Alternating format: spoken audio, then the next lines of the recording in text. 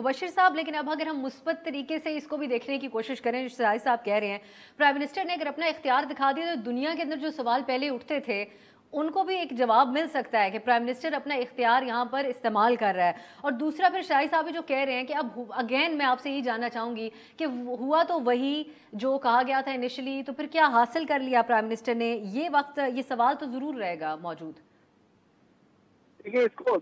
दोनों तरीके से देखने की जरूरत है। बाहर जो है पूरी दुनिया में सिविलियन ओवरसाइट होती है, तो इसको उस तरह भी देखा जाता है कि फॉर द फर्स्ट टाइम जो है सिविलियन ओवरसाइट हुई है, वजीर आजम ने अपनी अथॉरिटी इस्तेमाल की है और इससे मेरे ख्याल में तो एक अच्छा पैगाम जाएगा, इससे कोई बुरा पैगाम नहीं जाएगा। मगर जो दरार जिसकी बात सिराजी साहब ने की है, मेरे ख्याल में वो बहुत अब रियल है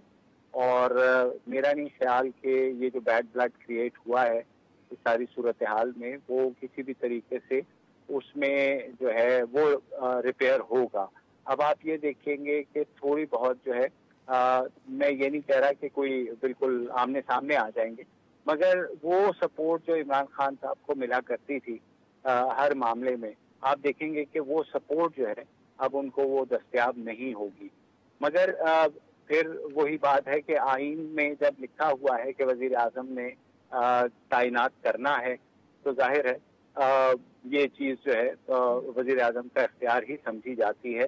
और कहा भी जाता है कि वजीर आजम का इख्तियार है। जी इम्तियाज साहब, प्राइम मिनिस्टर इमरान खान साहब जिस तरीके से ये एक इल्ज़ाम भी रहता है उनके ऊपर कि उनको भरपूर सपोर्ट के साथ लाया गया, उनकी जो अपोजिशन है वो तो उनको सिलेक्टेड का लफ्ज़ भी उनके लिए इस्तेमाल करती है,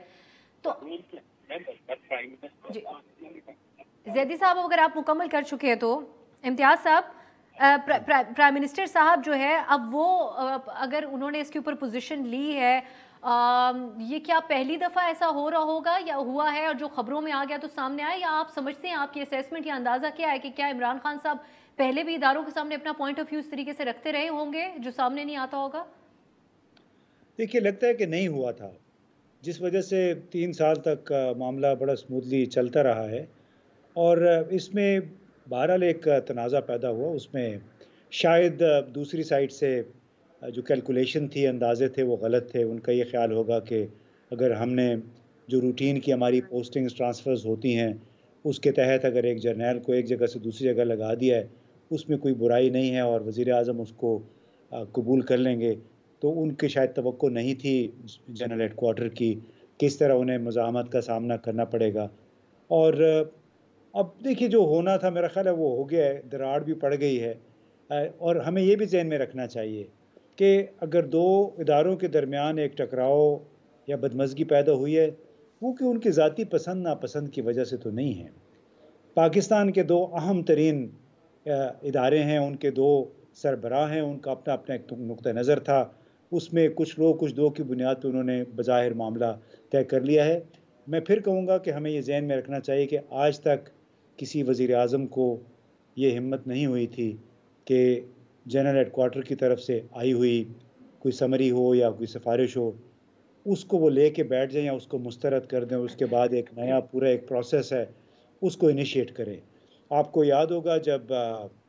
जनरल अशफाक कियानी साहब की एक्सटेंशन की बात आई थी, हमने ख़ुद देखा, चूँकि अमरीकी एक साहब ब्रूस रीडल ने अपनी किताब में भी लिखा था कि हम दर पर्दा कोशिश कर रहे थे कि जनरल कियानी को एक मुकम्मल एक्सटेंशन मिल जाए पूरे 3 साल की। तो सिर्फ उधर से ख्वाहिश का इजहार हुआ था और यहाँ से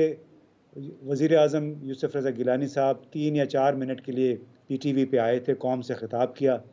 और उन्हें कहा कि here I give full 3 year extension to the army chief. वो भी एक बहुत ही एक लिहाज से भोंडा अंदाज था, यानी ज़रूरी नहीं था कि अगर कोई आपसे कह रहा है तो आप पूरी 3 साल की एक्सटेंशन दे दें। लेकिन ये हमारे जैसे मुल्क की जो तारीख़ है, चूँकि फ़ौजी अमल दखल ज़्यादा रहा है और उसमें फिर हमारे जो सिविलियन हुक्मरान हैं उनकी अपनी कुछ कमज़ोरियाँ रही हैं, तो ये दोनों फैक्टर्स थे जिसकी वजह से माजी में और हाल में भी ये जो मसला पैदा हुआ है, ये भी उसी हमारी हिस्ट्री की वजह से पैदा हुआ है। लेकिन खुशी की बात यह है कि बहरहाल इन्होंने बड़े कौमी मफाद में, पाकिस्तान के मफाद में इस मामले को तय कर लिया है। हर पीर से जुमा अपने फेवरेट शो न्यूज़ आई को यूट्यूब पर देखने के लिए